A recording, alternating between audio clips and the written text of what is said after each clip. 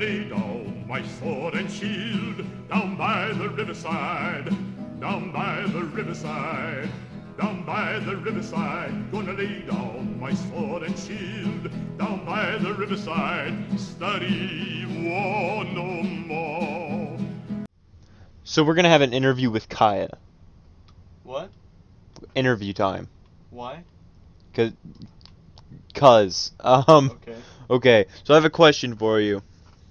If you were forced to play one of the weakest characters in the game, would you A, play them in the weakest role, or B, play them in a stronger one?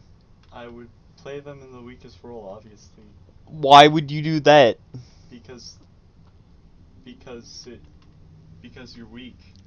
What Kaya meant to say is that he would play them in the strongest role because that's what a smart person would do. Yeah, so what you do is that you take an ADC and you play it in a solo lane, because why would you have one item and be 2 levels down at 20 minutes when you could have an item and a half and be even level with everyone at 20 minutes? You know what I'm saying? And I mean, you do fine in a solo lane usually, probably, sometimes. Now, naturally, if you're going to be playing Jhin as a solo laner, you're going to need to be packing a bit more damage. You're also not looking to farm. Well, you are looking to farm, but obviously, you're going to need to be able to hold your own in a fight as well. So, I forgo Fleet Footwork in preference to Dark Harvest, because then I can take Coup de Grace 2, and now I'm dealing so much damage if they're low with my 4th shot. Ba-ding, ba-dang, ba-doom. They're dead. They know it was coming. Yeah. But yeah, so I take Dark Harvest, Taste of Blood, Eyeball Collection, Ravenous Hunter, because heals nice on abilities, as well as it actually will heal you off of your extra damage on your 4th shot, because it's technically a passive ability. And then second tree, go Bloodline, Coup de Grace, some double adaptive damage, and then just kit the lane for your defense rune. It works pretty well, like, unironically. But yeah, usually you just head the lane, take Q first, you can kill the first 3 minions, and then after that you're looking to poke down. If you're playing into a control mage, you just go pickaxe and swifties first, and so then you're able to dodge all their skill shots, and you can usually, like people like Vel'Koz, Xerath, you can dismantle them, you can kick their asses pretty easy. You just make sure not to get hit by their stuff. Assassins, that's a tough one. I usually ban Zed because there's just legitimately no ADC counterplay to that champion in even a general sense. But people like Talon, Akali, ones that you can kind of see coming. I mean, Katarina, sort of, just because you know where the knife's going to be.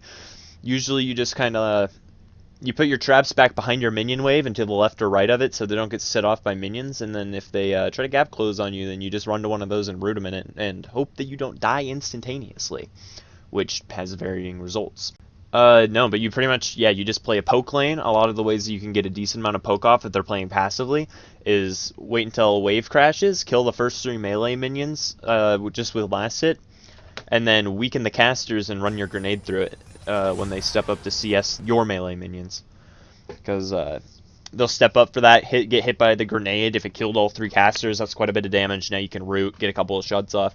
If you rotate it correctly, you can have your 4th shot prepared on this one, get a buttload of damage, and it's actually really solid. As long as you're being careful, don't get caught out.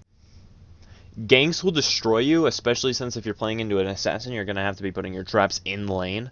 So I'd recommend that you probably just stay back, let them push. I mean, you kind of have to, which means can't really use your grenade for CSing in that scenario.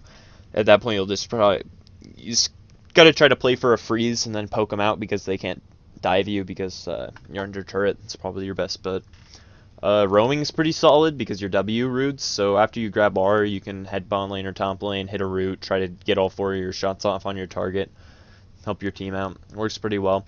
You can steal Drakes with 4th shot insanely easily. The second they hit 1,000 health, once the Drake's up, you can just kill it. Piece of cake.